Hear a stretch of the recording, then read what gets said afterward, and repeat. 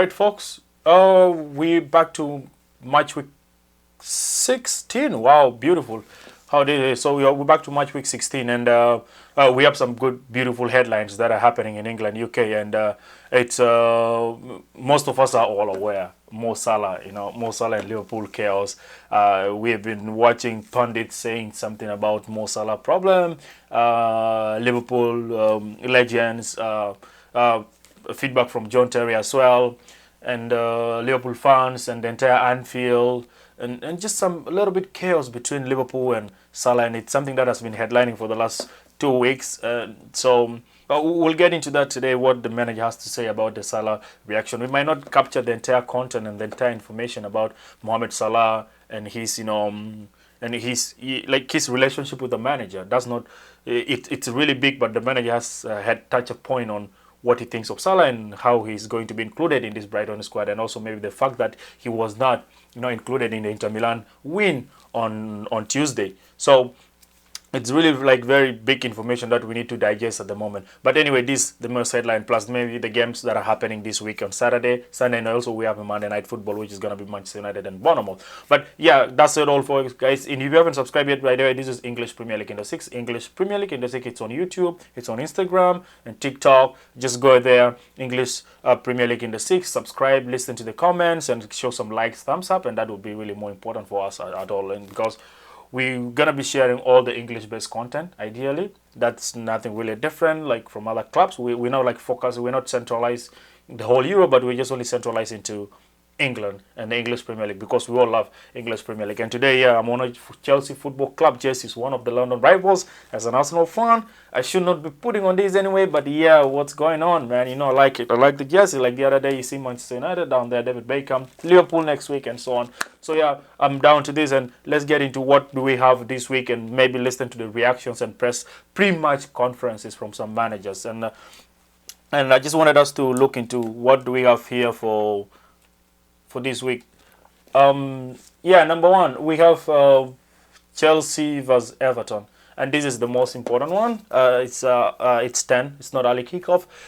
Chelsea Stamford Bridge Everton is a bit tricky, but it's gonna be like a tough game. I would say Chelsea might do something meaningful, and also we'll look into what Maresca say about the availability of other players like Cole Palmer and other players that are going to be present. But Chelsea plus Everton, and we have Liverpool and Brighton Hove Albion. That's the main chapter of discussion because again, Mo Salah would. Yeah, according to BBC, Mo Salah is going to be there present, and he's included in the squad despite the fact that he was omitted from the squad against Inter Milan on Tuesday. So, and we have Burnley versus Fulham, 50-50 down there. Arsenal Wolves, again, Arsenal coming from the disappointment against Aston Villa on Saturday. They are trying to bounce back again to maintain that position, being the top position, and also for a successful win against Brugge in Belgium. So these are the 4 games on Saturday. We don't really have much games on Saturday, but Sunday has like some entertaining games. We have Crystal Palace, Manchester City, 9 o'clock. It's a tough one. Again, Mateta, Haaland. Kolo Toure said something about it today. I think Kolo Toure is going to stand in front of Guardiola. I don't know what has happened, but yeah, we'll look into that too as well. Nottingham and Tottenham, it's going to be like a tricky one. Tottenham, sometimes, they perform good away. Tottenham, honestly, when they go away, they perform good games. But, when they come home, it's always difficult, tricky for Tottenham to win games. But yeah, it's a good game. Sunderland, Newcastle United. This one is going to be a tough game too. Again, Newcastle good defensively. Sunderland always in the verge of scoring goals, so I'm not gonna be surprised with this one. West Ham United, Aston Villa after that successful win against Arsenal, I think they would do something meaningful because after winning against Arsenal, they'll be like, no, we can make it, we can make it work, and I do believe that's what Aston Villa will do, and potentially they would win this game. Brentford and Leeds United, again, this one is 50-50. You cannot really predict what's going to happen here, but I would say Brentford at home. GTEC Stadium is always like hell, so I would go for Brentford here if I was going to bet or put my money on it. Then the last Monday Night Football, Manchester United love playing on Monday. Wow, that's now for the last 3 weeks consecutively they play on Monday. So Manchester United and Bournemouth, it's this one is tough. This Old Trafford. Bournemouth also it's a tough team, but we'll see. We'll see what we all have for these teams here. Anyway, so this is the catch up for all what we have for this week, the 10 games of Matchweek 16. I wanted us to get into what Salah and Liverpool has been into, and I just want us to see what Arne Slot say about Mo Salah. Listen to what he says about Mo Salah here. Let's play the video. Not in the bar anymore. Thanks for that. Like, what's guys' thoughts? Obviously, Arne, while you're in Milan, Mo posted a picture of himself training alone. What's the situation this weekend? Will he be involved? If not, does that mean he's played his last game for Liverpool?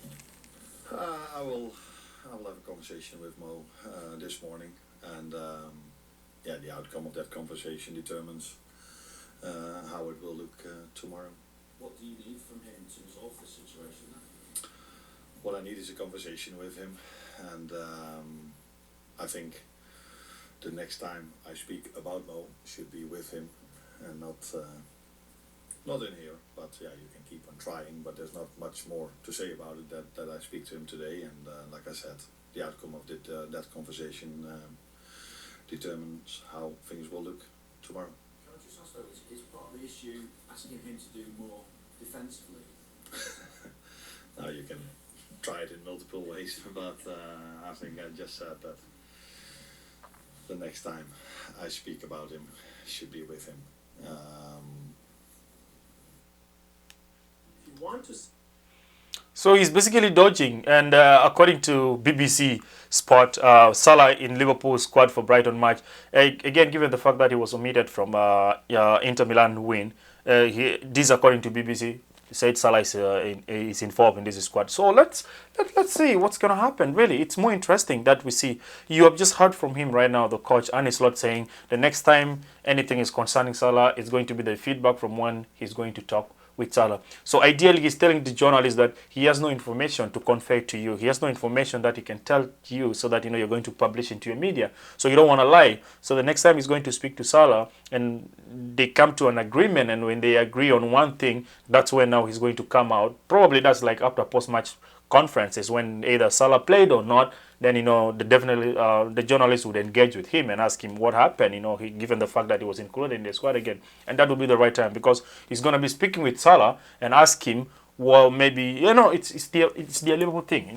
We don't really know what is inside Liverpool in there, but they will find a solution to that. And yeah, I'm looking forward to that, and everyone, even you're looking forward into that too, trying to know exactly what would be the outcome of these two phenomenal people coming together, the coach and Salah as like the main engine back then for Liverpool, and until to date, he's the main scorer. So let's hear what he thinks about it. And this is the most pain. I could hear sometimes the problem here is that most Salah, it's not happy because he is the main man that should be playing games. So he's not happy when he's away. He's not happy when he's away and he's in the bench. He's not playing game. If you believe, like you, even as a player, when you are like the main player and you believe you can change the game, you can change the dynamic of the game, you can dictate the game, and you can win matches. So you will always feel uncomfortable when you're outside. And that's the fact, right? When you're in the bench, you'll be asking yourself, why is so-and-so playing? Why is this guy playing and I'm not playing? And I'm the only person who can change these games. Obviously, we understand there are some egos and everything in it. But then again, Salah, yeah, he has an ego because he's the main scorer for Liverpool. They should be understanding that. But, this is Premier League, and it's so funny. And again, with the English media, it's so kind of, tricky. But we'll see what would be the outcome. But anyway, yeah, tomorrow against Brighton is going to be a fantastic game. And we'll look if Salah is going to be included in this game. So that's just according to BBC. Salah is included. And for him, he said he's going to decide whether, he's not going to decide anything, but he's going to sit with Salah and come with the right solution to that. Okay. For the other parties, Manchester United, obviously, let's just look at the availability of the players that are going to be present for Manchester United game at Old Trafford and Bournemouth. Look and listen to Ruben Amorim on what he thinks about the players that are available and not available.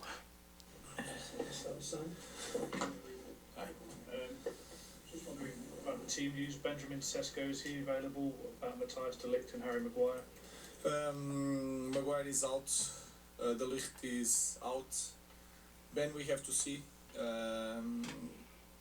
We have to see if he's available. He had some poisoning. You say poisoning, so.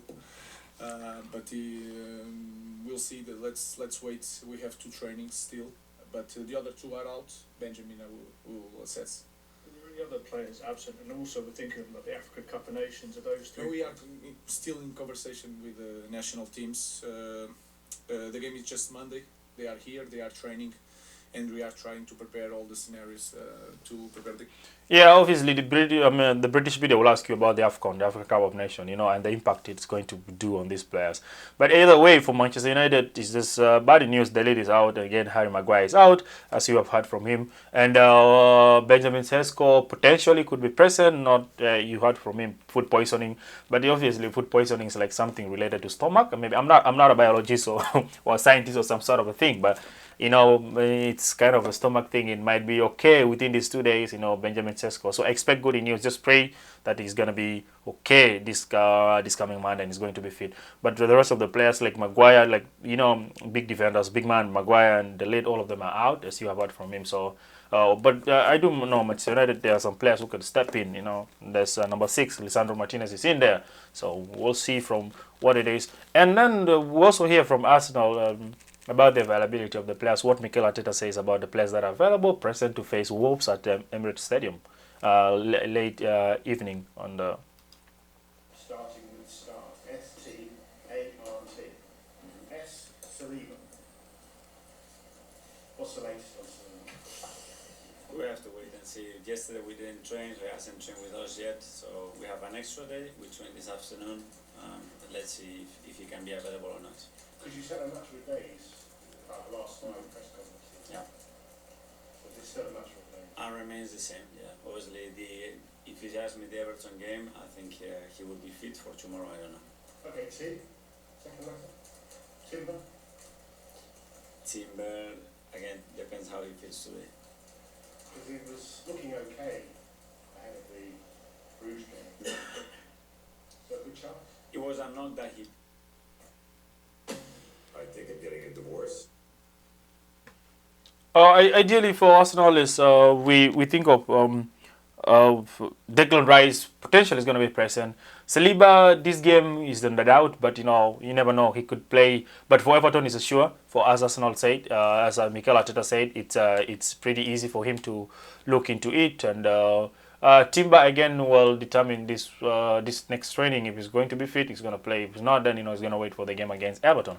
But yeah, that's from Mikel Arteta. And now we can just close with Maresca on Chelsea. What he says about Cole Palmer, the main engine. I do always believe him, the main engine of the team. So listen to Maresca, what he says about it. Enzo, good to see you. Is Cole Palmer on track to start tomorrow, having missed the match in midweek? Yeah, it's okay. It's better. It's at the moment available. We have one more session this afternoon. Yesterday he finished the session with us with a mixed feeling, but overall it's okay. And Wesley Fofana picked up that freak eye injury in midweek. How's he doing? He's available. He's fine. He took part of the session yesterday and he's completely fine. And Liam Delap can't catch a break at the moment with his injury. How long does it look like he may be out for? We don't know yet. Can be still 2, 3, 4 weeks. We don't know exactly how many days he needs. You've just been named Premier League Manager of the Month for November. Yeah, the Premier League Premier League Manager of the Month. Yeah, and for Chelsea Blues, your boy Cole Palmer is fit. Really, he's fit. So you don't have to worry about this. This game is going to be tough for you, but Cole Palmer is fit. Everton, I know it's challenging, but Cole Palmer is fit. So look into that and be happy with that one. Liam Delap, again, he said 3 to 4 weeks. He could be away. And Wesley Fofana, again, after that eye injury, I think he's available. So this is how it's going to be. So basically, this is what happens, guys, in the Premier League. And the Matchweek 16, we have just heard from a few managers and the reactions. And also, we have emphasized a small information about Salah. The next update about Salah will come probably by Monday when we're going to analyze on how Liverpool is going to handle the Salah situation. And given the fact that he said he's going to go for AFCON and concentrate in that. Anyway, guys, this is what we have for now. And it's as simple as it is. So thanks again for watching and get tuned to that one. Just quick recap about the table. We have Arsenal again with the with 33 points. City with 31. The difference is now 2. It's getting difficult, but either way, Arsenal, City, and Aston Villa on 30 points up, so it's gonna be like a bit frustrating and tough games at the same time, but we'll look into that again. And in the bottom table we have Wolves again, who have never won a game still. They're fighting hard to win a game, and tomorrow against Arsenal is gonna be tricky. We have Burnley again in the bottom, and West Ham United with poor performance now, but at least they're making some progress anyway. So big up to everybody, guys. Now, so all the best in the upcoming English Premier League games, that is tomorrow and Sunday and Monday. So thanks again for watching, guys. Subscribe to this YouTube channel. Again, it's EPL under 6, English Premier League under 6. Just watch for the content and listen to it. If you like it, subscribe and comment. If you don't, then give a post. You just wait, and after sometimes you might need to find a solution to whether you're going to like it. But I do know you're going to like it. So big up to everybody down there, and I wish you guys all the best. And I'll see you in the next chapter. Okay, bye.